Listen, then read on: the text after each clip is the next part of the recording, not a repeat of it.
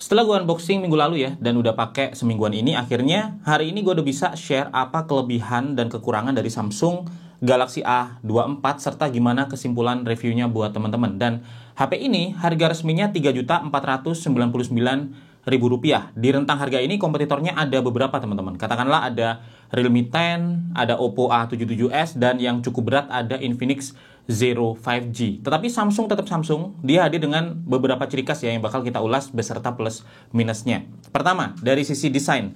Di belakang dia hadir dengan gaya desain yang mirip seperti Samsung Galaxy S23 Plus. Dan memang produk-produk Samsung saat ini semuanya pakai bahasa desain yang mirip seperti ini teman-teman. Yang membedakan adalah material dan finishingnya. Di Samsung Galaxy A24 ini dia pakai material plastik sebenarnya, tetapi dengan gaya tampilan yang dibuat seperti glass. Dan kelebihannya, hasilnya ini bagus teman-teman. Jadi ini beda ya dengan cover plastik yang langsung dikasih finishing glossy yang terkadang terasa sedikit murah. Kalau ini dia seperti lapisan bening yang ditempelkan di atas covernya ini. Dan ini sangat solid dengan look yang juga sangat baik. Logo Samsungnya ada di dalam lapisan ini. Dan kalau tangan teman-teman sering basah atau sering berminyak ya, sayangnya bekas jari memang mudah menempel di belakang sini. Cuman untuk bersihinnya juga relatif mudah. Dan ini juga terlihat tahan ya terhadap scratch. Semingguan ini gua pakai tanpa case dan sering gua kantongin dan gua taruh gitu aja di meja. Itu nggak terlihat ada scratch yang muncul di cover belakangnya ini. Untuk kamera dia ada 3 yang berdiri sendiri-sendiri ya secara terpisah di masing-masing housingnya mirip seperti yang ada di S23 Plus. Dan untuk framenya ini juga dari plastik teman-teman, tetapi dengan finishing matte yang dibuat ala metal. Dan ini tebal ya, terasa solid.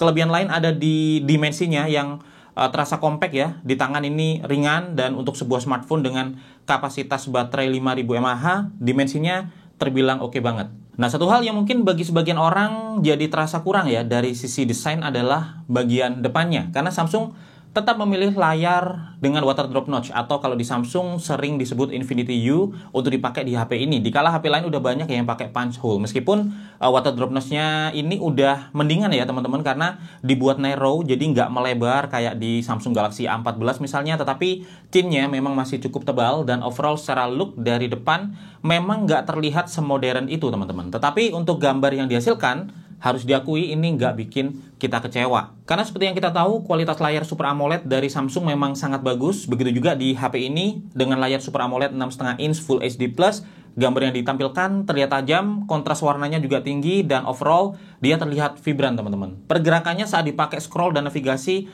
terlihat smooth ya dengan refresh rate 90Hz, dan salah satu kelebihan yang sangat useful di layarnya ini adalah brightness-nya yang bisa tembus ya sampai 1000 nits, dan ini memang menang telak dari banyak kompetitornya. Sepanjang gua pakai di outdoor ya, brightness-nya ini bisa ngatasin meskipun kondisi sekitar sangat terik, tampilan layarnya masih bisa tetap jelas di siang hari. Dan ini sangat useful kalau kita ambil foto juga ya secara outdoor, karena kita bisa lihat previewnya dengan sangat jelas juga. Jadi meskipun desain layarnya ini terlihat sedikit oldies ya, tetapi secara tampilan dan kualitas gambar yang diberikan ini sangat-sangat bagus. Terus untuk performa sepanjang yang gua pakai untuk aktivitas harian ya, baik itu sosmed, browsing, pindah antar aplikasi, semua terasa lancar. Buat main game pun terasa mumpuni teman-teman. Untuk PUBG misalnya, ini bisa lancar ya. Kita pakai buat main di setting grafis HD dengan frame rate high dan anti-aliasing on. Terus kalau buat CODM juga sama.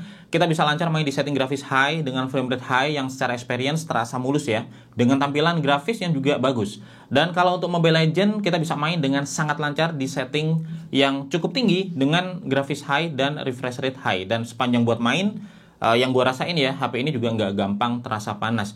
Bisa dibilang kombinasi chipset MediaTek Helio G99 ya dengan 8GB RAM dan 128GB storage ini bisa memberikan performa yang udah enak buat harian ataupun gaming. Dan buat teman-teman yang penasaran dengan skor Antutu benchmarknya, waktu kita tes HP ini berhasil mendapatkan skor 355.311. Dan performa ini didukung oleh platform One UI 5.1 yang paling baru yang berbasis Android 13 dengan fitur yang udah lengkap teman-teman. Ada Edge Panel, ada Samsung Pay, multitasking dan multi window juga bisa dilakukan ya dengan experience yang fluid di sini. Terus udah ada secure folder juga yang diproteksi Samsung Knox. Ada juga dukungan RAM Plus ya untuk menambah kapasitas virtual RAM misalkan teman-teman pengen nambahin virtual RAM ya, yang bisa dipilih dari 2 GB sampai 8 GB yang diambil dari internal storage. Dan untuk fitur yang masih absen di One UI smartphone ini adalah screen recorder bawaan. Jadi nggak ada opsi screen recorder ya di quick action-nya, tetapi untungnya kita bisa atasi dengan install aplikasi screen recorder sendiri dari Google Play.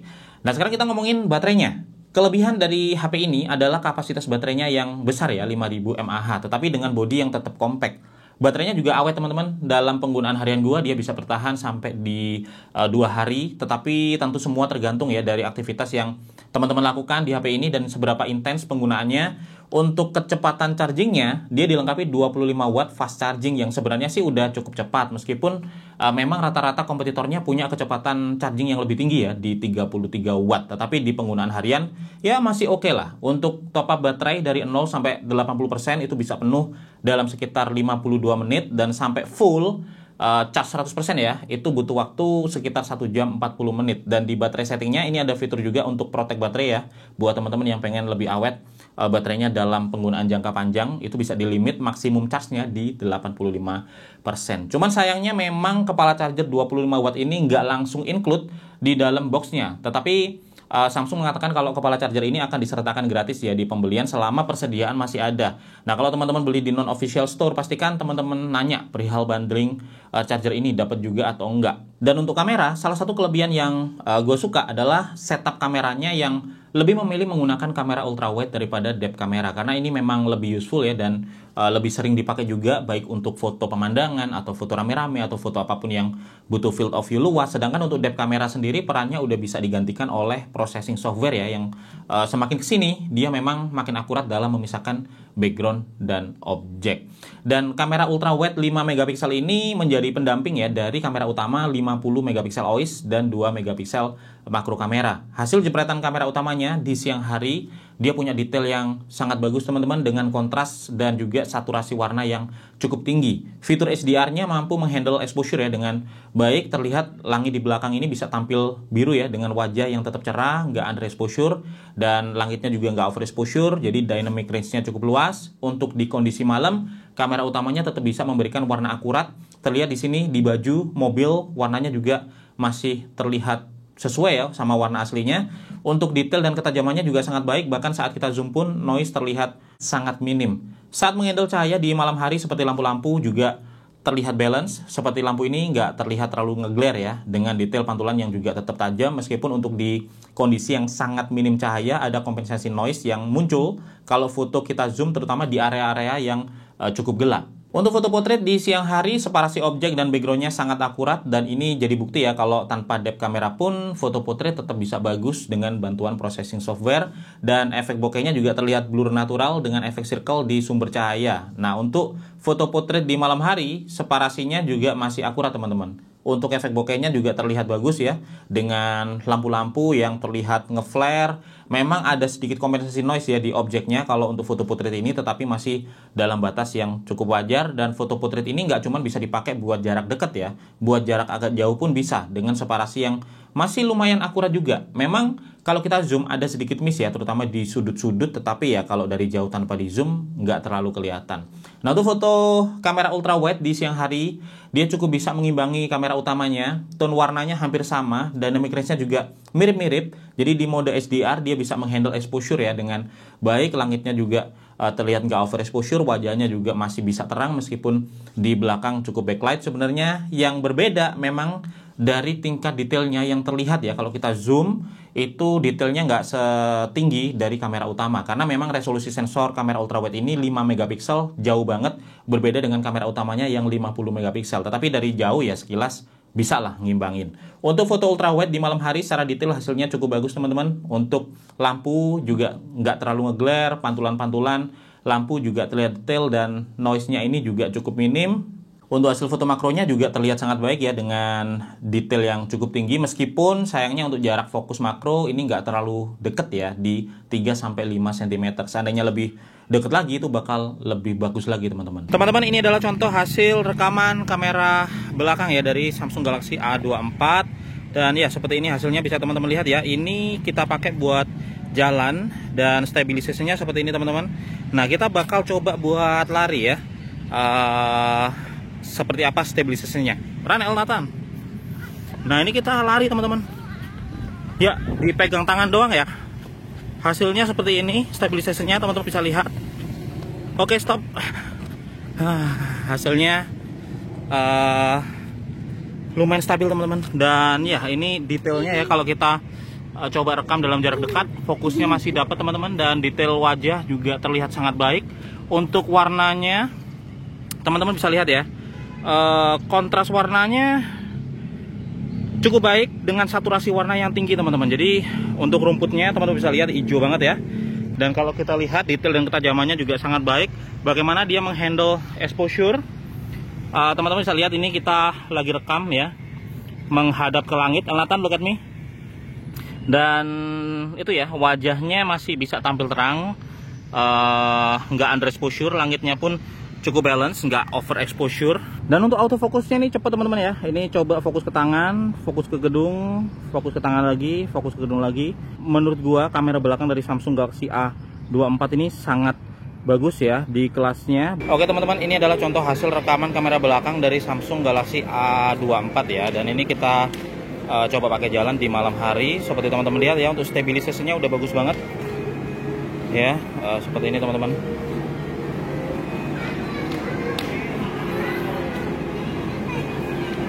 Nah untuk exposure-nya juga bagus ya. Ini lampunya nggak terlalu over exposure, dia bisa maintain detail dengan sangat baik ya. Tuh. Nah ini kalau gelap banget teman-teman, hasilnya seperti ini ya. Ini posisi sangat gelap. Nah ini kalau kita pakai buat lari teman-teman ya, stabilisasinya masih sangat bagus. Stop. Oke banget stabilisasinya. Dan ini teman-teman detailnya kalau kita pakai buat rekam di malam hari ya, dengan kondisi cahaya minim, seperti teman-teman lihat untuk exposure-nya bisa dibilang cukup baik ya. Wajah bisa ditampilin dengan terang, meskipun kalau kita lihat di belakang memang terang banget karena dia fokus untuk menerangin wajah ya. Dan di kamera depan ini dilengkapi dengan selfie kamera 13 megapiksel. Hasil jepretan selfie-nya di siang hari sangat bagus, detailnya tinggi ya. Kalau kita zoom, kontur wajah bisa terlihat dengan sangat jelas. Kontras warna juga sangat baik dengan saturasi warna yang tinggi. Untuk foto yang membelakangi langit, exposure-nya bisa di-handle dengan cukup baik. Langit nggak over exposure dan wajah juga nggak under exposure. Detail daun di foto ini juga tidak ada yang pecah ya, meskipun di posisi yang sebenarnya backlight. Jadi hasil foto selfie siangnya ini sangat memuaskan teman-teman. Untuk selfie malam hasilnya juga bagus. Warna-warna pun masih bisa terlihat akurat ya di kondisi minim cahaya. Untuk selfie portrait di siang hari hasilnya juga sangat baik. Separasinya terlihat akurat, objek juga terlihat tajam ya, dengan efek blur backgroundnya ini juga tampil natural. Dan waktu gua tes buat foto berdua, separasinya masih bisa detect dua objek dan bisa memisahkan kedua objek dan background ya dengan akurat di siang hari. Untuk di malam hari selfie portraitnya dia punya separasi yang juga masih baik. Efek bokehnya terlihat menarik karena efek flare ya di sumber-sumber cahaya. Dan di objek ini ada sedikit kompensasi noise. Dan waktu gua coba ya untuk selfie portrait dua orang di malam hari, itu masih cukup akurat juga untuk separasinya dan bisa mendeteksi dua objek dengan oke juga, meskipun separasinya lebih presisi saat di siang hari dibandingkan waktu kita pakai buat selfie portrait di malam hari. Sayangnya untuk video selfie dari Samsung Galaxy A24 ini punya stabilization yang terlihat kurang teman-teman. Jadi kalau pengen rekam vlog ya dengan menggunakan kamera selfie yang hasilnya mulus, teman-teman harus menggunakan gimbal. Karena kalau cuma dipegang tangan, maka hasilnya akan terlihat shaky seperti ini. Detailnya sangat baik teman-teman. Untuk kontur wajah juga terlihat detail ya. Jarak dekat pun dia fokusnya bagus. Dan bagaimana dia menghandle exposure, kalau teman-teman lihat untuk wajah ini nggak under exposure ya. Langitnya memang terlihat cukup terang. Terus kemudian untuk detail-detail seperti daun dan yang lain-lain cukup jelas di situ. Tapi yang pasti untuk wajah ini sangat baik teman-teman. Untuk warna sama kayak kamera belakang tadi ya. Kalau kita lihat untuk warna tuh ya, saturasinya cukup tinggi, rumputnya hijau banget. Terus juga ada gedung yang terlihat kuning ya. Untuk di posisi yang seperti ini hasilnya juga bagus ya. Kita coba buat lari teman-teman ya. Kita mau lari sambil lompat. Kita lari dulu ya. Oke, jadi kayak gini hasilnya kalau buat lari. Ini pakai tangan doang ya pegangnya. Terus kita coba buat lompat. Wih, 1, 2, 3. Oke. Coba. Oke teman-teman, ini adalah contoh hasil rekaman kamera depan ya dari Samsung Galaxy A24. Dan kalau kita lihat untuk detailnya ada noise ya sedikit, tapi memang kalau malam kamera depan ya seperti ini. Untuk mic-nya juga gua rekam pakai mic bawaan dari Samsung Galaxy A24. Jadi teman-teman bisa dengar sendiri kualitas suaranya gimana. Karena ini tempatnya agak berangin ya, agak berangin dan berisik juga karena banyak orang teman-teman ya di mall. Jadi ya seperti ini hasilnya. Nah, ngomongin konektivitas, untuk portnya masih sangat lengkap teman-teman. Jadi di bawah ini ada audio jack, ada satu lubang mic, USB Type-C, dan lubang speaker. Dia udah punya fingerprint sensor juga ya yang menyatu dengan tombol powernya. Terus untuk tombol volume up dan volume down ini terasa clicky dan gak wobble. Di atas ini ada satu mic lagi dan di kiri ada SIM tray-nya. Yang bagusnya ini udah dedicated dual SIM plus support microSD sampai 1 TB. Jadi nggak perlu bingung ya milih mau dual SIM atau satu SIM dan satu microSD karena bisa langsung masuk semua tiga-tiganya. Cuman memang HP ini belum 5G. Jadi dia masih dual SIM LTE atau 4G ya. Yang kalau buat gua sendiri sih untuk saat ini nggak terlalu jadi masalah karena spot 5G di Indonesia nggak tahu kenapa ya sampai sekarang masih aja langka, dan kecepatannya pun dari pengalaman gua tes berkali-kali itu seperti nggak ada bedanya dengan kecepatan 4G. Teman-teman bisa anggap ini sebagai kekurangan atau nggak, tergantung dari ketersediaan jaringan 5G di lokasi teman-teman sendiri. Kalau di tempat gua 5G-nya cukup langka, jadi ya bukan termasuk sebuah kekurangan yang besar. Nah, untuk kualitas audio, suara keluar dari satu lubang speaker di bawah ini aja. Dari earpiece-nya nggak keluar suara, jadi kalau teman-teman main game pastikan tangan nggak menutupi lubang speaker ini. Tetapi untuk kualitas suaranya, ini udah enak teman-teman untuk ukuran loudspeaker sebuah smartphone. Dia terdengar empuk dan enak ya buat dengerin musik dengan volume yang juga cukup kencang. Jadi kalau teman-teman biasa nonton film atau denger musik pakai loudspeaker, HP ini cukup mendukung.